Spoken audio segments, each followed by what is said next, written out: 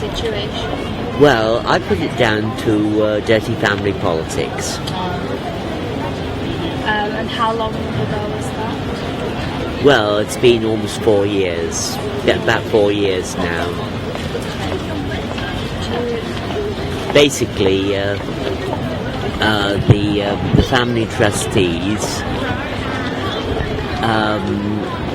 refused to subsidise a house in which my closest friend, who is virtually a second partner to me. But did you have any children? One son. He's actually 43 today. Really? Yes. Unfortunately, since I haven't been able to get emailing for some time, I haven't been in touch with him. Does he live close by or? No, he's living in Bristol. And apparently he's had problems, basically because the trust attitude towards his girlfriend has been very much similar to what I've experienced. Was that he had problems with his sight. He's diabetic, and apparently he was suffering macular degeneration. And so how long has it been since you I last saw him in 1997.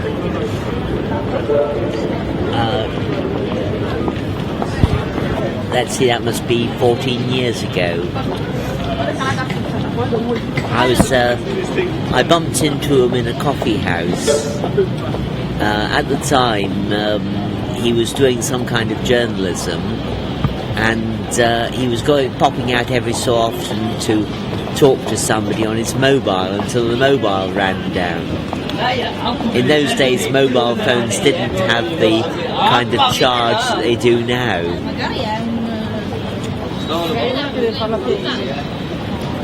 Then, not long afterwards, when I tried to get him on his mobile, apparently he'd run out of credit and the phone was off. And that was the last time? Well, that was the last time I managed to speak to him directly. I then managed to email him on a number of occasions from Manchester.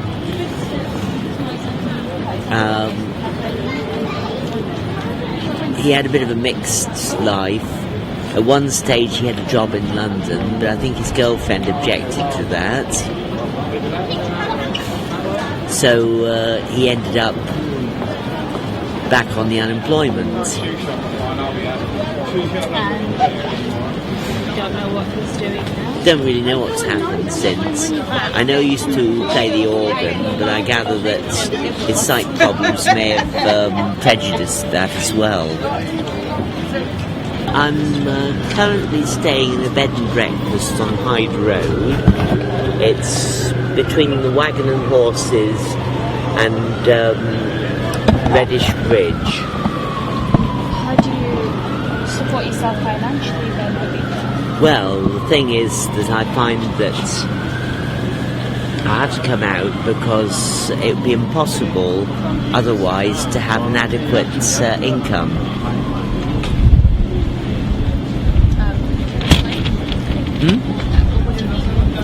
Well, you see, the thing is, my friend's very ill, and treatment isn't cheap.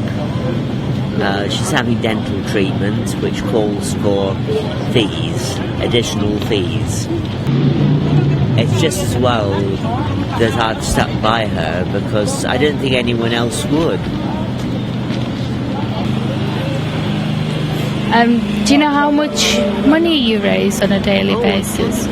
It can be quite good sometimes, although I have to add that it's taken the better part of 2 weeks for business to get anywhere near normal.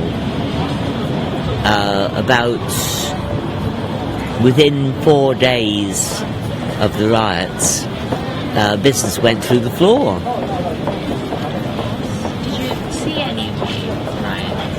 I was with a friend. Actually, you'll be able to get some confirmation. Ian's just over there with a small camera. He plays guitar, and we'd gone across to the bus island, where I was hoping to catch a bus out with the shopping, only to discover that the buses had been cancelled, that there was a lockdown going on. We went across to the 201 stop outside the Piccadilly pub, and then all hell broke loose. And we could see them coming running out of Piccadilly Gardens. And literally we legged it to the station, crossed the police cordon at the foot of the ramp, and just made it in time before they brought the shutters down. From there, I managed to get a train to Oxford Road and a taxi out with the shopping, and then take the taxi back to the Apollo where the nearest buses were running. How do you find people perceive you?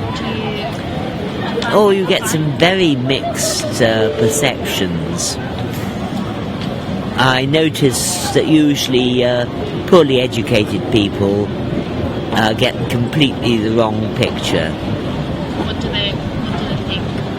Oh, that I'm a down and out.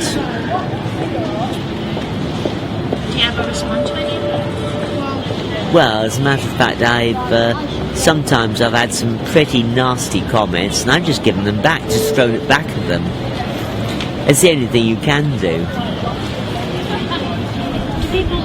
People that are on the streets, other people maybe who are in an even worse situation, do they all know one another? Oh, I think a lot of them do, yes. Although I've noticed that some, usually the more vulnerable, tend to get a raw deal. Well, I've known people being ripped off. One very interesting character, known to most buskers, got caught up in the riots and ended up being put away for 16 months. Now, anybody who knows him would have known that he wouldn't have had a clue as to what was happening. He was regularly drunk.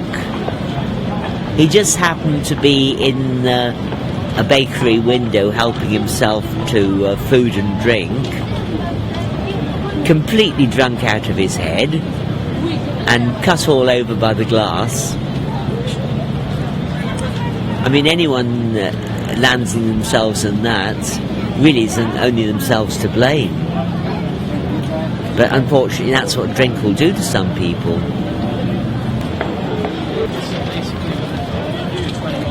We also had a number of break-ins. I lost quite heavily on one occasion when I almost had my back broken by some thug. And I have my suspicions. I know who he is.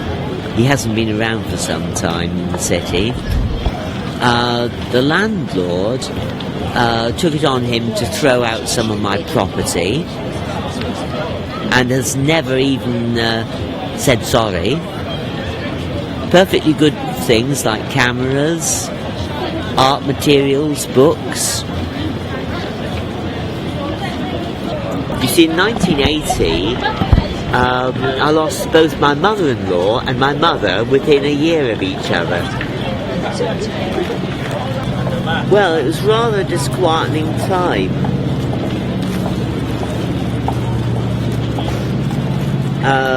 Mother-in-law died on January the 17th, 1980. She'd been in hospital. She'd got a small growth that was causing her some pain. My mother, the first hint that we had anything was wrong was during the early summer, when she suddenly started to feel very tired, and they found she had a couple of tumours, lung tumours, and she died on December the 9th. Quite suddenly. You said you wanted to save up to do another degree. I was hoping to, yes. It'd be cheaper to do an extramural degree. Yeah. What were you thinking of doing? I was looking around a few possibilities, one of which was almost suggested by Hancock's Supernatural. I think there are a number of areas that could be fleshed out. So, what did you want to do again? What did you do? I did a BA degree. Yeah. And you're hoping to do I'm hoping to do an MA. in history? Well, it might be history or history related. Well, I would say War and Peace was definitely my favourite novel. But I've read some other writings of Tolstoy, but I think War and Peace stands out. I've been meaning to read Anna Karenina, which is a very tragic novel. But I think there again he looks at a very controversial area of life. But it still is controversial, really. Oh, I do enjoy a good curry. Do you? Preferably vegetarian. Vegetarian? Do you not eat meat? I try to avoid it. I suppose you could say part of it's religious reasons. The other reason, I was advised to eat a primarily vegetarian diet by my GP back in the 80s. Have you ever travelled abroad? A few times. What was your favourite destination? Well, one place I really did enjoy was Spain. I've only been there once, but I found Spain to be larger than life. My first trip abroad was to Brittany, and it was then that I realised there was something sadly lacking in British diets. Well, basically I found French cooking was a lot more wholesome. Probably why they're in better shape. Possibly, yes. What was your least favourite place where you've been? I wouldn't say there was a least favourite place, because I've always enjoyed it abroad.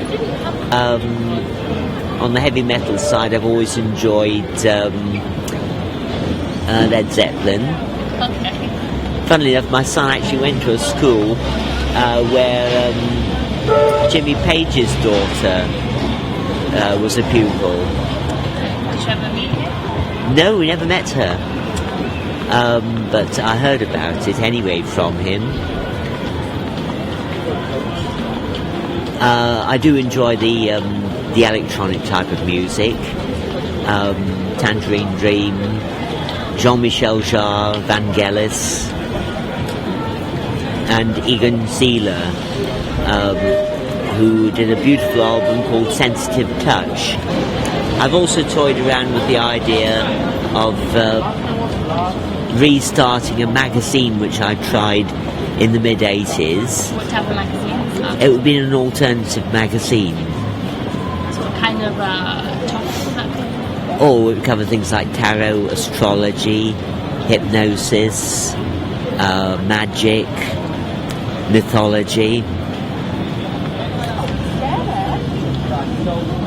you have any hopes for the future? I do, yes. I have reason to believe that I might be due something of a windfall, which would enable me to short-circuit a few things. If I can do that, that's the end of the problem. Will you miss being out here? I'd probably still come in during part of the day, but then with my own address, I would also have no problems in taking on phone line work.